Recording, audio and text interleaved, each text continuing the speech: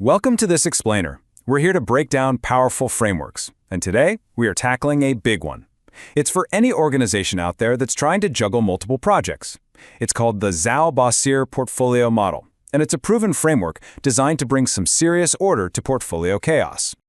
Okay, let's just dive right in with a question that, every single leader has to face in those portfolio review meetings. You've got all these different initiatives competing for attention. So how on earth do you decide where to put your time, your money, and of course, your best people?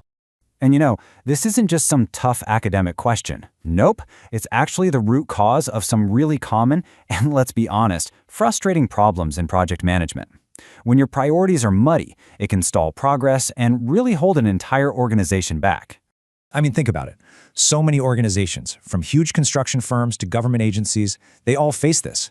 Resources are stretched way too thin, decisions feel totally subjective, and it's almost impossible to get a clear picture of the risk you're taking on.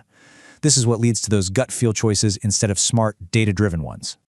But what if there was a structured way to bring some clarity and objectivity to all that chaos? Well, this is exactly where the ZALBASIR model comes into play. So, the ZALBASIR model isn't just some theory. It's a framework that's been developed over 28 years of real-world experience. Its entire purpose, its reason for being, is to move organizations away from those subjective debates and into a clear, data-driven system for managing their portfolio. So you're probably asking, how does it actually work? Well, the whole model is built around this really memorable acronym, and each letter stands for a critical dimension you need to look at when you're evaluating any project. Let's break down ZALBASIR. First up, Z is for Zeal and impact. This is all about strategic importance. We're not just asking if it's a good project. We're asking, does it solve a critical business problem? Does it unlock a major opportunity? For example, is this project going to directly increase our market share by 5%? Or is it just going to make some internal process a tiny bit better? Next, we have A for alignment. You see, a project might look fantastic all on its own, but if it doesn't support the wider company's strategy, it can actually pull you off course. This step makes sure every single initiative is like a puzzle piece fitting into the bigger strategic picture, and not just some standalone good idea that's draining resources. All right, let's move on to L for life cycle and timing. This one is crucial because even the most brilliant project can totally fail if the timing is off. This part of the model evaluates if the market is actually ready for your product, if your own organization is ready for the change, and if the project's timeline even makes sense with everything else you have going on. B is all about benefit and value. This is where we get into the cold, hard numbers. What's the return on investment? What's the potential for revenue growth? Can we get some direct cost reduction here? It's all about quantifying the concrete financial and operational value a project is supposed to generate. Now, the second A stands for affordability. And honestly, this is the ultimate reality check.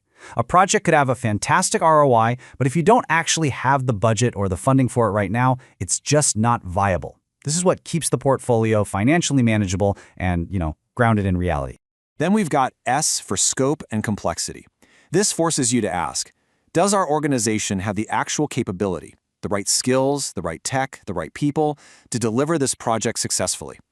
This is especially important if it involves a ton of stakeholders or some new, unproven technology. I stands for innovation and growth, and this is where we have to look beyond just the next quarter. Does this project create a real, lasting, competitive advantage? Does it open up entirely new markets for us? Projects that score high here, well, they're not just about maintenance. They are about shaping the entire future of the organization. And finally, R is for risk and resilience.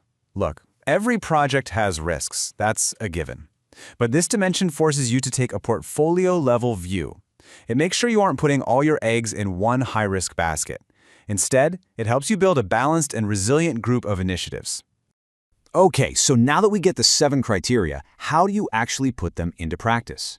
Well, the model uses a really clear, straightforward 3-stage process to put this whole framework into action. The process kicks off with Stage 1, Input. This is where you gather up all the project proposals, you define your hard budget limits, and you confirm your strategic objectives. Next, in Stage 2, is the Evaluation. This is where each project gets scored against those ZALBASIR criteria we just talked about. This creates an objective, data-backed way to compare them. And finally, Stage 3 is Selection and Optimization. Here, you rank the scored projects, apply your real-world constraints like budget, and then you formally approve a final optimized portfolio. So you go through that whole three-stage process. What's the actual transformation for an organization? What's the real payoff? Let's take a look at what happens when you get data-driven. And this right here perfectly illustrates the shift. You move from a state of subjective decisions and totally misaligned projects to one of data-driven governance, where risk is balanced and everything is strategically aligned. Your decision-making suddenly becomes defensible and completely transparent. The end result is a high-performing, balanced portfolio. Your organizational value is maximized because your limited resources, your people, and your money are pointed squarely at the most impactful initiatives, the ones that truly push your strategy forward. And this leaves us with one final thought. You see, implementing a framework like ZALBASIR, it isn't just about better project management. It's about asking a really fundamental question. It's about making absolutely sure that every dollar you spend and every hour your team works is an investment in your strategy and not just another drain on your resources.